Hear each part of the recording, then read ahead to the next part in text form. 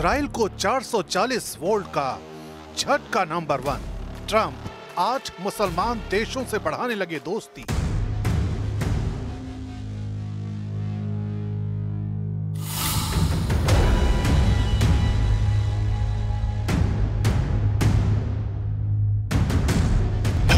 Israel को 440 volt का झटका नंबर 2। ईरान ने लॉन्च कर दी इंटरकॉन्टिनेंटल मिसाइल।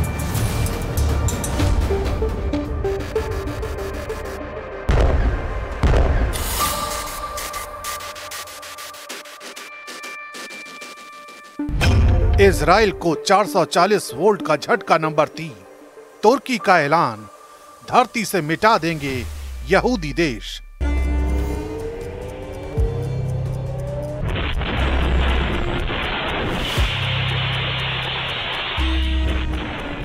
इजराइल को 440 वोल्ट का झटका नंबर 4।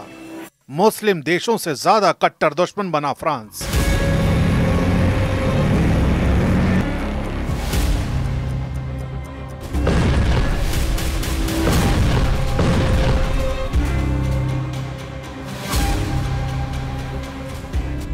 इजराइल को 440 वोल्ट का झटका नंबर 5। 60 देशों से नेतन्याहू का युद्ध फाइनल।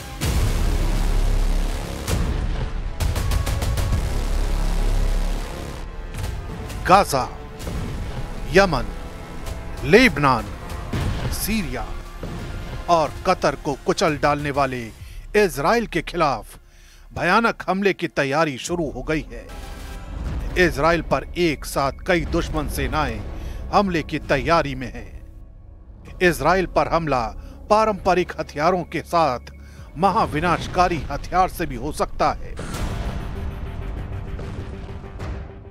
युद्ध को जल्द से जल्द जीतने की इजराइल की कोशिश पर ब्रेक लग गया है। इजराइल इंटरनेशनल वॉर कॉन्स्पिरेसी में बुरी तरह फंस चुका है।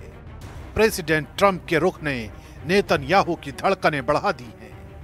ट्रंप मुस्लिम देशों से मीटिंग कर रहे हैं। ट्रंप नेतन्याहू को कड़वी दवा की घुट्टी पिला रहे हैं।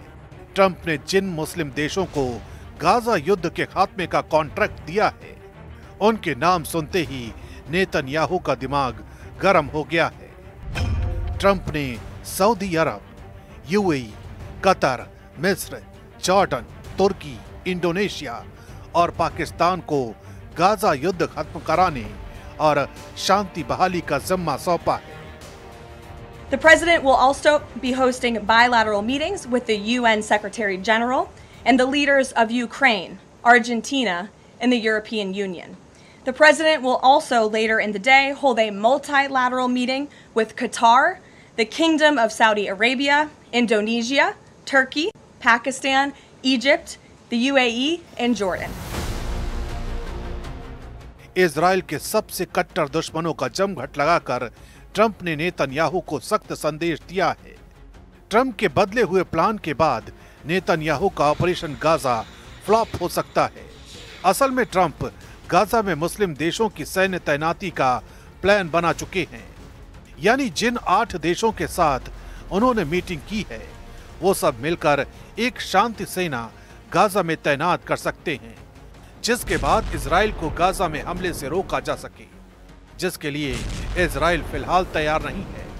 प्रेसिडेंट ट्रंप मुस्लिम देशों के साथ हुई मीटिंग की इनसाइड स्टोरी अब तक सामने नहीं आई है, लेकिन ट्रंप का यह फॉर्मूला नेतन्याहू किसी भी कीमत पर मानने को तैयार नहीं है।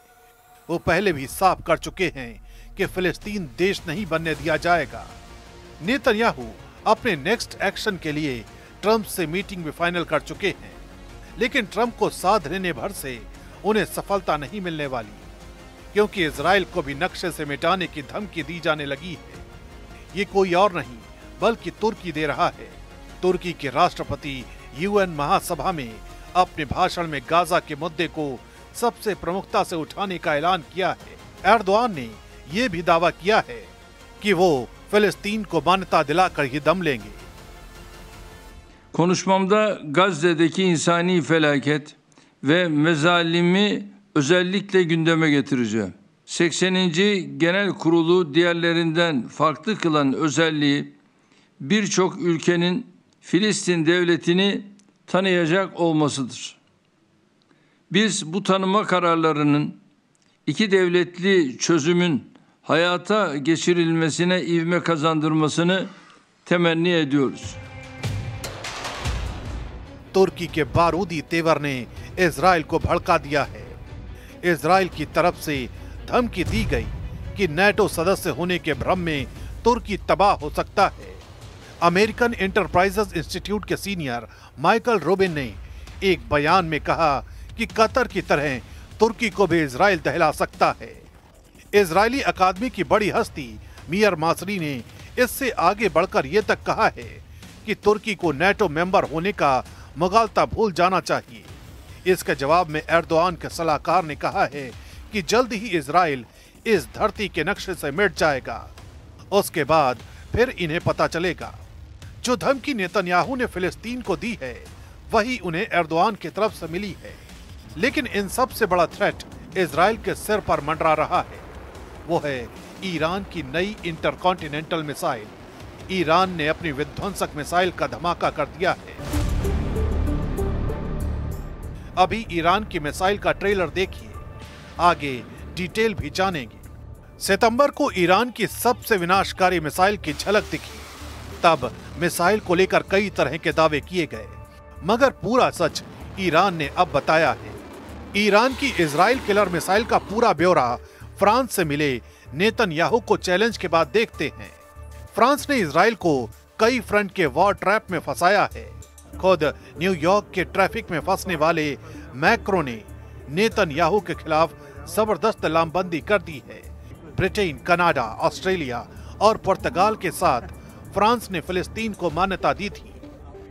Le temps est venu. Time has come. This is why, loyal to my country's historic commitment to the Middle East, for peace among Israeli people and Palestinian people, I declare that France recognizes today the state of Palestine. Macro के फैसले का Israel ने जबरदस्त विरोध किया है। France में Israel के राजदूत जोशुआ एल जारका ने मैक्रो को मिडिल ईस्ट युद्ध का रियल विलेन बता डाला है। The announcement of last night, I think when it comes to the history of diplomacy in the Middle East, is one of the biggest waste of a significant tool that could have helped promoting peace, and instead of that is creating unrest. France is unfortunately becoming a destabilizing agent in the Middle East because of their, I don't know what is behind it, but the need for them to make statements that are,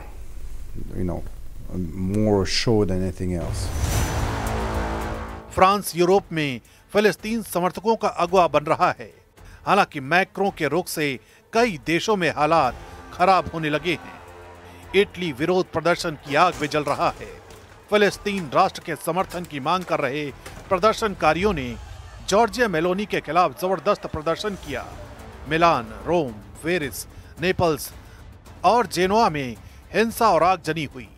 हिंसक झड़प में 60 से ज्यादा पुलिसकर्मी घायल हैं। Israel को हथियार भेजने के विरोध में कई बंदरगाहों को ब्लॉक कर दिया गया है। वेनिस में पुलिस को प्रदर्शनकारियों को हटाने के लिए वाटर कैनन का सहारा लेना पड़ा। जेनोआ, लिवोर्नो और ट्रिएस्ट के बंदरगाहों पर भी विरोध प्रदर्शन हुए हैं। हवा इजराइल के खिलाफ बनाई जा रही है। जिससे युद्ध का मैदान हो या फिर कूटनीति का अखाड़ा, इजराइल घिरता जा रहा है। इजराइल पर दुश्मन हावी होते दिख रहे हैं। इजराइल के लिए ट्रैप बिछाए जा रहे हैं। इजराइल को बर्बाद करने की धमकी दी जा रही है। कोई हथियार से डरा रहा है, कोई गुटबाजी कर रहा है। किसी ने जंगी तैयारी का ट्रेलर दिखाया है, तो किसी ने इजराइल से एटमी टक्कर का इरादा जाहिर कर दिया है। अचानक नेतन्याहू के लिए ईरान सबसे बड़ा थ्रेट बन गया है। ईरान के एक सांसद ने वायरल हुए एक वीडियो में ईरान के आसमान में दिखे हथियार को इंटरकॉन्टिनेंटल मिसाइल का टेस्ट बताया है। यानी ईरान ने अंतर महाद्वीपीय बैलिस्टिक मिसाइल का सफल परीक्षण किया। ये missile space launch vehicle SLV तकनीक से बनाई गई है, जिसकी मारक रेंज 10,000 किलोमीटर से ज्यादा है। ईरानी सांसद ने दावा किया है कि यह मिसाइल अमेरिका और यूरोप तक भी पहुंच सकती है। मतलब अब इजराइल ही नहीं, इजराइल का साथ देने वाले अमेरिका, यूरोप के देश ईरान के टारगेट पर हैं। ईरान के मिसाइल भंडार पहले से ही विध्वंसक रॉकेट के लिए कुख्यात हैं। मेजर जनरल याहिया रहीम सफवी का दावा है कि उनका परमाणु कार्यक्रम और मिसाइल टेक्नोलॉजी ईरान के वैज्ञानिकों की मेहनत का नतीजा है और उसे तबाह नहीं किया जा सकता। ईरान ने हजारों मिसाइल और ड्रोन का उत्पादन किया है और सभी सुरक्षित जगहों पर रखी गई हैं। ईरान की तरफ से ऐसी वार्निंग इसलिए आ रही है क्योंकि व्हाइट हाउस में डोनाल्ड ट्रंप और बेन्यामिन नेतन्याहू की मीटिंग होनी है और इस मुलाकात को लेकर नेतन्याहू के हौसले बहुत ज्यादा बुलंद हैं। नेतन्याहू ने कहा कि गाजा में हमारा मिशन पूरा नहीं हुआ है। इजराइल पर हुए हमलों में जिन मिसाइलों ने तबाही मचाई थी उनकी लिस्ट देख लीजिए, क्योंकि यही अब तक नेतन्याहू के लिए सबसे बड़ी परेशानी बनती आई है। इनमें सबसे खतरनाक फत्ताह-1 और खैबर शिकर मिसाइल शामिल है। इसमें कद्र और इमाद मिसाइल भी शामिल है। फत्ताह हाइपरसोनिक मिसाइल की रेंज 1400 किलोमीटर है। खैबर शिकर मिसाइल की रेंज 1450 किलोमीटर है। कद्र मिसाइल की रेंज 2000 किलोमीटर तक है और इमाद की रेंज 1700 किलोमीटर है। सऊदी अरब से दोस्ती के बाद ईरान के सामने अब सिर्फ दो ही बड़े चैलेंज हैं। ये हैं इजराइल और अमेरिका, और इसमें कोई शक नहीं कि ईरान के हथियारों की रेंज में अमेरिका के अड्डे भी हैं और पूरा इजराइल भी है। ईरान लगातार दावा करता रहा है कि वो इजराइल को मिट्टी में मिला सकता है। इससे आप ईरान के तेवर समझ सकते हैं। ये ईरान की नई मिसाइल खुर्रमशहर 4 है, जो टेक्नोलॉजी के मामले में ईरान की बहुत ही खतरनाक मिसाइल मानी जाती है। खुर्रमशहर 4 मिसाइल की रेंज 2000 किलोमीटर है। ये 1500 किलो तक का वॉरहेड ले जा सकती है। खुर्रमशहर 4 इतनी सटीक है कि ये मिसाइल अपने टारगेट के 30 मीटर के दायरे में गिरती है। 13 मीटर लंबी इस मिसाइल को लॉन्चिंग के दौरान ही खत्म किया जा सकता है, क्योंकि जब ये अपने टारगेट की तरफ बढ़ती है, यानी टर्मिनल स्टेज में, इस मिसाइल की रफ्तार करीब 20,000 किलोमीटर प्रति घंटा होती है। इजराइल के किसी भी मिसाइल डिफेंस के लिए इसे रोकना आसान नहीं होगा। इजराइल के सभी दुश्मन फन उठा रहे हैं, सब के सब युद्ध के लिए ललकार रहे हैं। तो क्या इजराइल चुपचाप हार स्वीकार कर लेगा? क्या नेतन्याहू के पास अब कोई रास्ता नहीं है? कहना मुश्किल है। इजराइल जब संकट में घिरता है तो दोगुनी ताकत से हमले शुरू करता है। दुश्मनों से 100 कदम आगे रहने वाला इजराइल शायद अब सबसे ताकतवर दुश्मन कहे जाने वाले खलीफा को बारूदी धमाके से दहला सकता है।